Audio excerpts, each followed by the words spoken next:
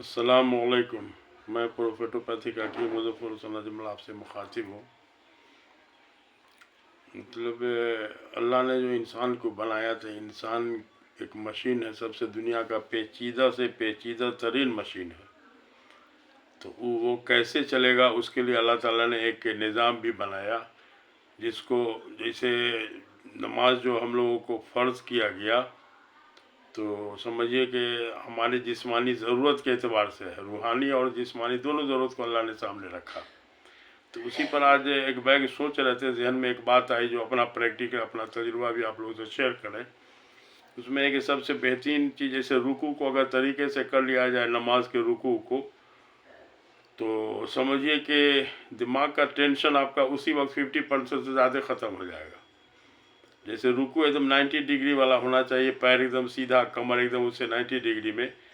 तो उस तरह का रुकू करने के बाद आपको जब खड़े होइएगा रुकू से, तो लगेगा कि दिमाग से किसी ने कोई बोझ जो है हमारा उतार दिया। चूँकि ट्रैक्शन वाला मतलब प्रेशर पड़ता है इस पे स्पाइनल कोड पे, तो लगता है कि एकदम जहन हल्का हो गया, दिमाग हल्का हो गया। ठीक उसी तरीके से एक बात और ये है कि आँख के बारे में, जो आँख की कमज़ोरी से लोग चश्मा का पावर धीरे धीरे साल 2 साल में बढ़ते बढ़ते चला जाता है। तो अभी हमारे साथ ये मामला हुआ कि 3 साल पहले जो चश्मा पहन रहे थे, तो उसको हम फिल वक्त 2 साल पहले बदले, तो एक दूसरा चश्मा भी 1 साल से पहन रहे थे। तो उसमें हमको थोड़ा सा दिक्कत होने लगा कि अखबार नहीं पढ़ पा रहे थे। तो हमको ये समझ में आ रहा था कि लगता है कि हमारा पावर आँख का और कमज़ोरी बढ़ी, जिसके वजह से लोग बोलते हैं उम्र बढ़ा है तो कमज़ोरी बढ़ेगी।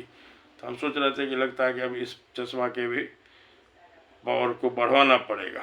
तो इत्तेफाक था कि वो रात जो है ना, कलकत्ता से दवा वगैरह जो आई हुई थी, तब उसको जो सेटिंग कर रहे थे, उसी सेटिंग में एक हमको पुराना जिस चश्मा को हम शायद साल भर पहले छोड़ चुके थे, वो चश्मा हमको मिल गया। अब उसको जो पहन कर देखा तो हमको बड़ा अच्छा फील हुआ। तो एक बैग बात याद आई, मतलब ये है कि रुकू सजदा जो है ना, सजदा, तो इसलिए आँख की गड़बड़ी वाले को लोग बताते हैं लंबा सजदा करने के लिए। और लंबा सजदा का लिमिटेशन थोड़े है। अब कहा जाता है कि अल्लाह ताला को सजदा की हालत में इंसान सबसे ज़्यादा पसंद होता है, इसलिए सजदा की हालत में दुआ करना चाहिए।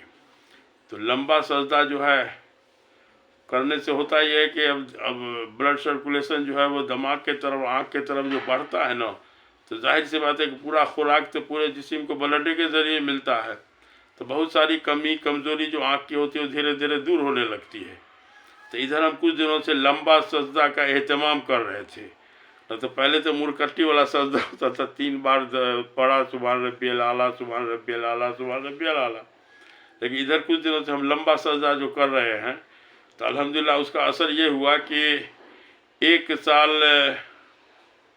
हाँ मान लीजिए 1 साल होते होते हमको चश्मा का, हमारे आँख का पावर समझिए बढ़ा, जो चश्मा को हमको बदलना पड़ा। जब पहले वाला चश्मा था वो अब हमको माशाल्लाह बहुत आरामदेह फील हो रहा है।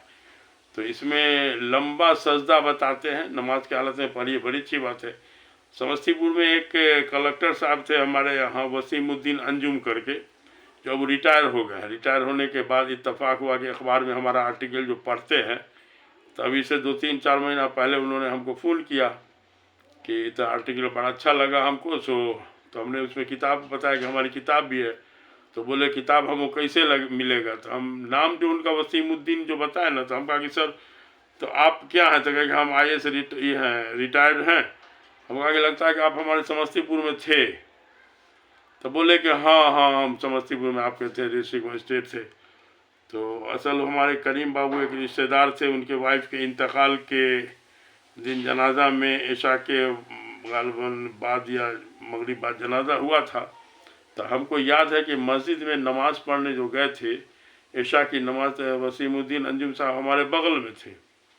तो हमने उनको देखा कि हाथ को, मतलब सजदा में जो हाथ को लोग मतलब फर्श के तरफ रखते हैं, तो हाथ को उन्होंने उल्टा रखा आसमान के तरफ, जिससे लगा कि अल्लाह से कुछ मांगे जा रहा है। सब सजदा में देखा बड़ा लंबा सजदा कर रहा है।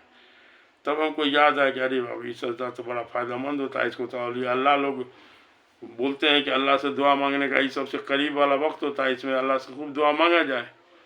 तो आज एक बैग ये बात दिमाग में आ गई कि चश्मा का पावर भी बढ़ सकता है, कोई बड़ी बात नहीं थी। नेचुरोपैथी में कुछ एक्सरसाइज वगैरह बताया था मगर डाइटिंग के साथ, तो उस एक्सरसाइज की ज़रूरत मोटा मोटी सजदा वाले को शायद नहीं होगी, इसलिए कि सजदा बहुत अच्छा अल्लाह ने सोच के जो आप पर फ़र्ज़ किया। और ऐसा चीज़ है कि दिमाग के तरफ जो है ना, एक रिसर्च में अभी आया ना कि दिमाग के जो है दिल से ऊपर है, तो दिल से ऊपर की होने की वजह से दिमाग में खून की सप्लाई को लोग बताते हैं कि थोड़ा सा जो होना चाहिए उसमें कम होता है, तो उसकी क्षतिपूर्ति अल्लाह ताला सजदा की हालत में करवा देते हैं। मतलब ये कि अगर आप नमाज़ पढ़ रहे हैं तो नमाज में जो सजदा का जो नमाज के हर रिकत का जो सजदा, हर रिकत में दूसरा सजदा फ़र्ज है, तो हर रिकत का जो सजदा होगा तो वो समझ लीजिए एक तरह से आपके दिमाग के तरफ ब्लड के सप्लाई को बहाल कर देता है। तो आँख के लिए भी, हर चीज़ के लिए फ़ायदेमंद है। तो इसको थोड़ा सा अब लिया जाए तजुर्बा में, जहन से निकाल दिया जाए कि जब चश्मा एक बार लगा तो चश्मा का पावर बढ़वे करेगा, ऐसी बात नहीं है। अभी कुछ दिन पहले जो हमारे साथ जो नमक छोड़ने की वजह से जो कोमा वाला मामला हुआ था, तो उसमें डॉक्टरों ने बीपी का दवाई भी चला दिया, बीपी भी 210 के लगभग था। तो इधर जो है एक बैग जो है लगभग परसों तरसों जो बीपी चेक किए तो माशाअल्लाह बादशाह 150/80 आया। तो मतलब बच्ची से हमने पूछा कि रे अब तो ब्लड प्रेशर वाली दवा को तो कम करना चाहिए, बल्कि छोड़ा भी जा सकता है, ऐसी कोई बात नहीं। ये लोग जो बोलते हैं कभी नहीं छूटना, ऐसा तो नहीं है। तो कहे कि 10 दिन से आपको ब्लड प्रेशर की दवा हम कहाँ दे रहे थे।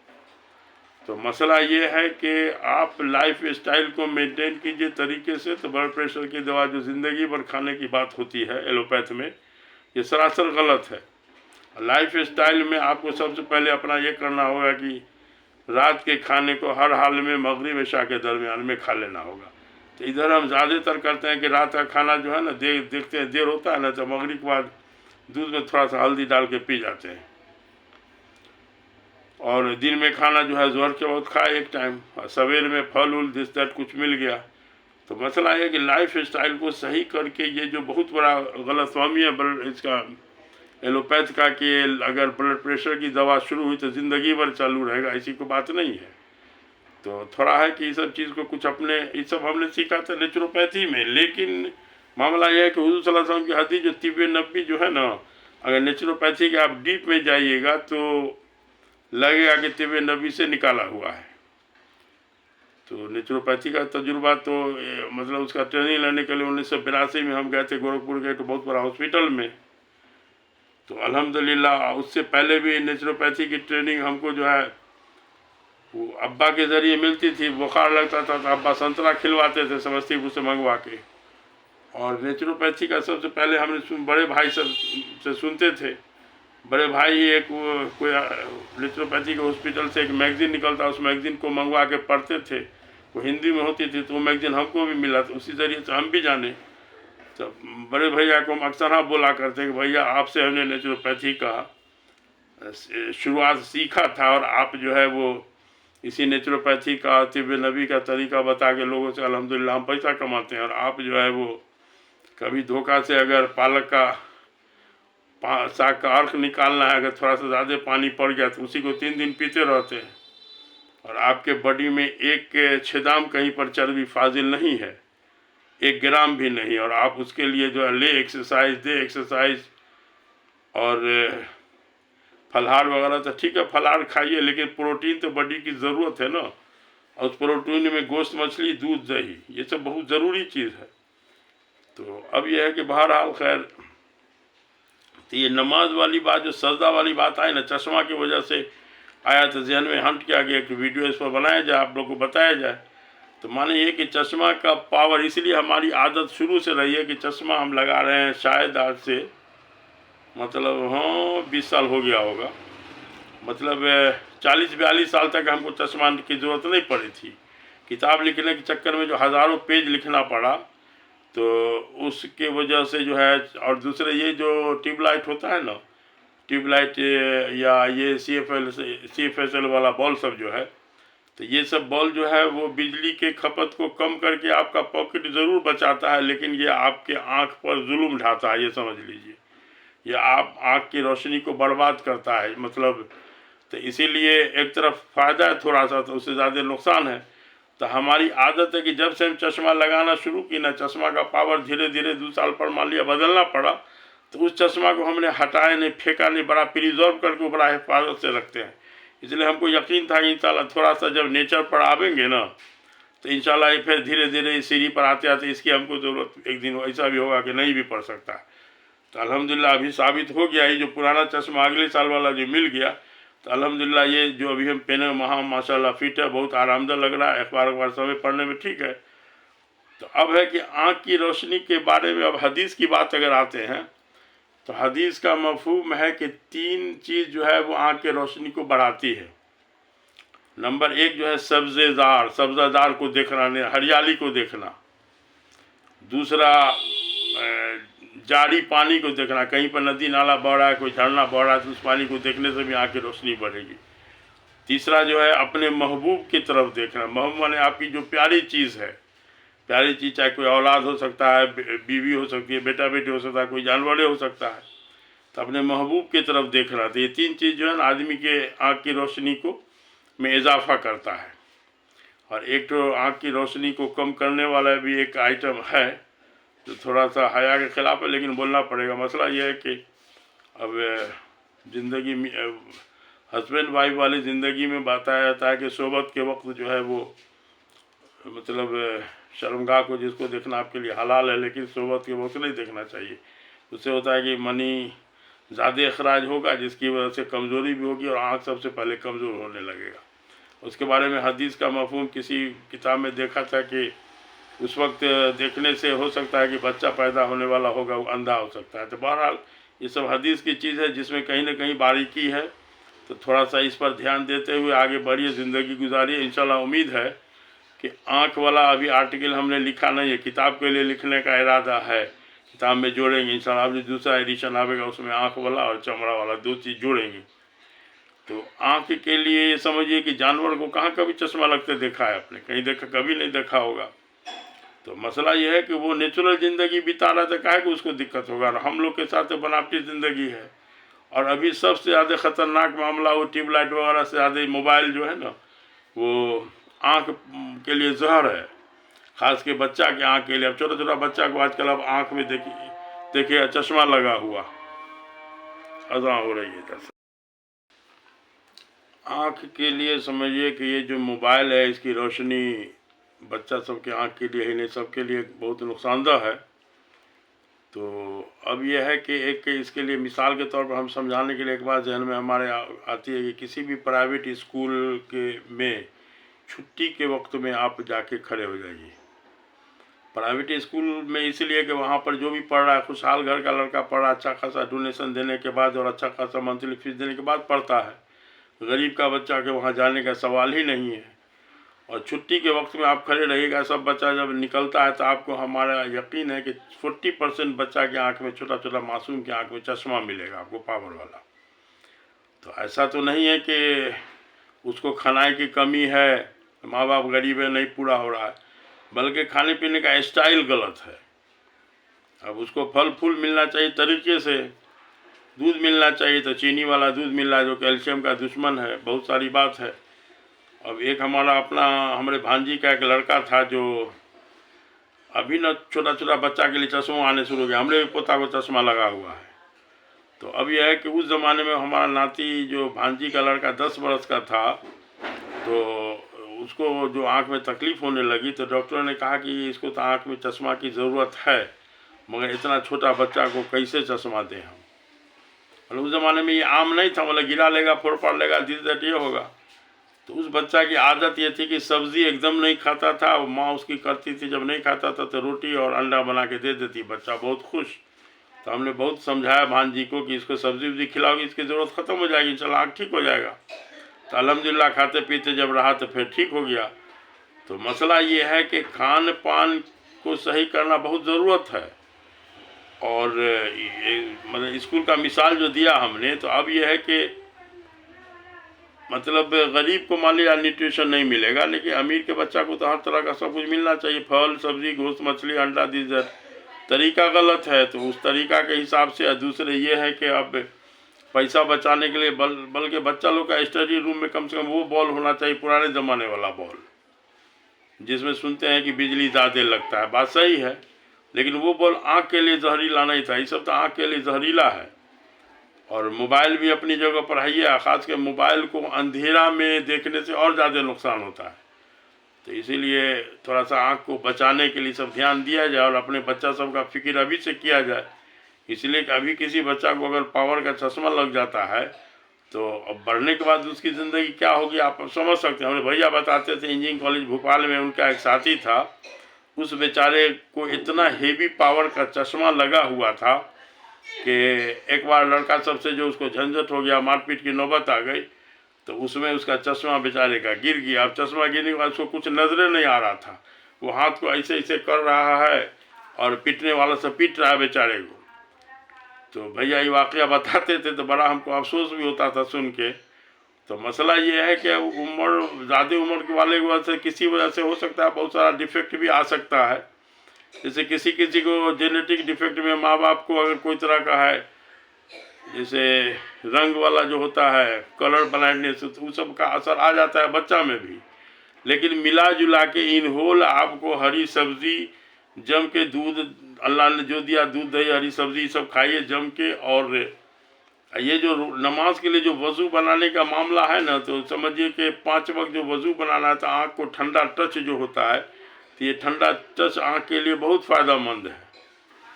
अभी एक तजुर्बा हमने किया कि आँख में, तो हमारे भांजा को आँख में ब्लैक सर्किल बनता था यहाँ, तो उसको हमने शहद जो बताया तो शहद उसको लगाने लगा सुरमा की तरह से 2 बार 3 बार, तो माशाल्लाह बहुत फ़ायदा हो गया उसको। तो अब हुआ ये कि अभी इधर हमको याद आ रहा है कि 2 साल पहले जो कोरोना काल था, 2-3 साल पहले, तो हमको भी कोरोना हुआ। तो अल्हम्दुलिल्लाह हम तो अपनी दवा और यही संतरा फल दिस दैट खा के अल्हम्दुलिल्लाह ठीक रहा हमारा। लेकिन कुछ असर उसका था जो हमको लगता था कि आँख से हमको मतलब क्या बोलते हैं किच्ची टाइप का कुछ निकलता था। जो सवेर में सो के उठते थे तो आँख में लगता था किच्ची जमा हुआ है। तो बहुत इसके लिए हम बहुत शहद दूध लगाए, लेकिन हमको लगा कि ये कोरोना वाला कोई इन्फेक्शन है। तब अंदर अंदर सोच रहे थे कि जो लगता है अल्लाह न करे फंगल इन्फेक्शन होगा तो ख़तरनाक हो सकता है। लेकिन एक बात अभी आया जन्म में कि इधर जो है ना जैतून का तेल रात में हम सोते वक्त हाथ पैर में इस समय मालिश वालिश करके सोते हैं, तो 1-2 दिन हमने आँख में भी जैतून का तेल जो है लगा लिया, तो अल्हम्दुलिल्लाह बड़ा अच्छा सेंसेशन हुआ। 2-3-4 दिन से हम आँख जैतून का तेल लगा रहे हैं। वो जो आँख से किच्ची आने वाला मामला था, जो जमने वाला, वो मामला अल्हम्दुलिल्लाह कंट्रोल है। तो इसलिए जैतून के बारे में भी जो 70 बीमारी में शिफा है, तो 5 बीमारी का नाम हदीस में बता दिया गया है, और 65 बीमारी जो है डॉक्टर और हकीमों को खोजने की जिम्मेदारी है। तो 5 बीमारी जो बताया गया जैतून के बारे में, तो उसमें है कि बवासीर, बासूर नहीं बवासीर, उसके बाद प्लूरिसी, और चमड़े की बीमारी कोर। तो प्लूरिसी बोलते हैं मतलब ट्यूबरक्लोसिस का खलेरा भाई इसको कहते हैं, मतलब बोलते हैं सुनते होंगे कि फेफड़ा में पानी आ गया फलाने की, तो उसमें भी ट्यूबरक्लोसिस की ही दवा चलती है। तो बहरहाल तो 5 का जब हदीस में बता दिया गया, तब हम लोग की जिम्मेदारी के 65 को तलाशें खोजें। तो उसी तरह से नमक के बारे में आता है कि नमक 5 बीमारी में शिफा है। अब 65 हम लोग को तलाशना आता है। अभी हमारी बीमारी में पता चला कि सोडियम की कमी की वजह से जो है, हम जो 2 साल कंप्लीट नमक कम खाए तो बड़ा धीरे धीरे एक बैग हो गया। तो अब हुआ कि कमी की वजह से अब बेहोशी होने लगी।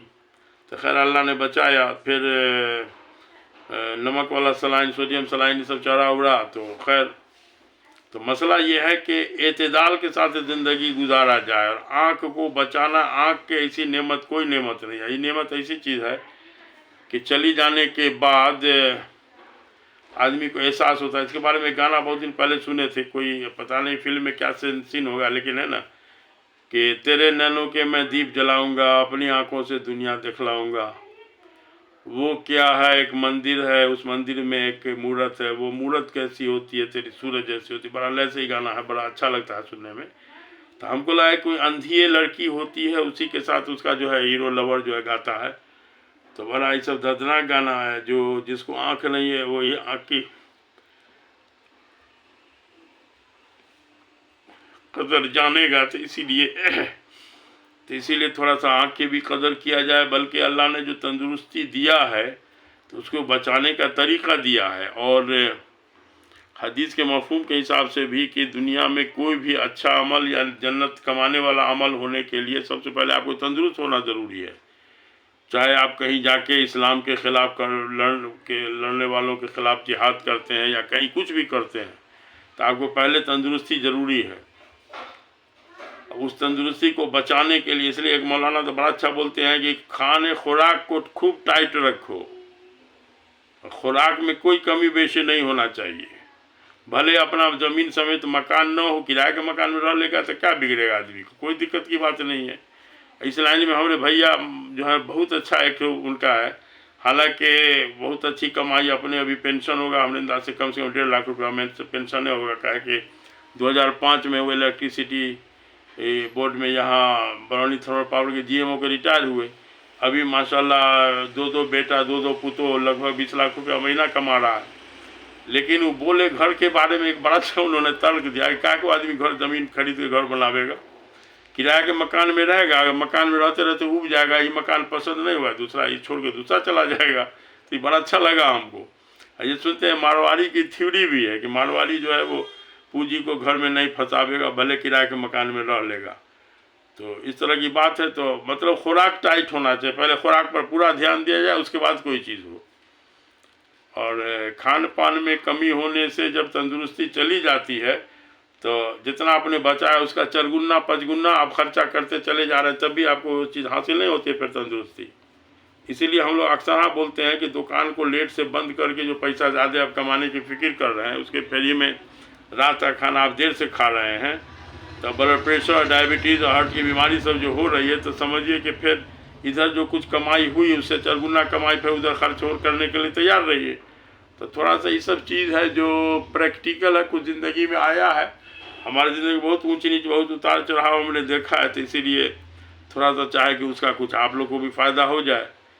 और नियत रहता है अपने बाल बच्चा को भी, पता नहीं हमारा बाल बच्चा वीडियो देखता है कि नहीं देखता है। तो बहरहाल ठीक है, तो फ़ायदा उठाया जाए। और फिर कोई टॉपिक दीजिए। टॉपिक हमको मतलब टॉपिक की कमी है। कभी चलते फिरते कोई बात आ जाती है जहन में, तो उसको उसके हिसाब से एक खाका बना के जो अल्लाह ताला बोलवाते हैं बोल देते हैं।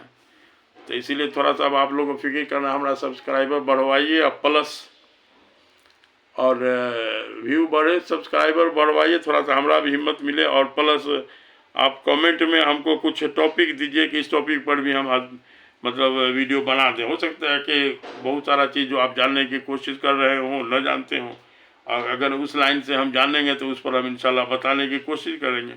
हमारी जो भी बात होगी कुरान और हदीस सुन्नत के हिसाब से होगी। तो अगर उसमें ये होगा कि आप सुन्नत को ज़िंदा करने की नीयत से उस पर अमल कीजिएगा तो आपको 100 शहीद का सवाब भी मिलेगा, हेल्थ भी मिलेगा और 100 शहीद का सवाब भी मिलेगा। तो ये बहुत अहम चीज़ है। इसलिए थोड़ा सा आप लोग का भी सपोर्ट इसमें होना चाहिए। इसलिए टॉपिक हमको दीजिए कमेंट में, ठीक है। अब हम उम्मीद लगा रहे हैं कि आप लोग टॉपिक ज़रूर इस बार भेजिएगा, ठीक है। तो अस्सलाम वालेकुम।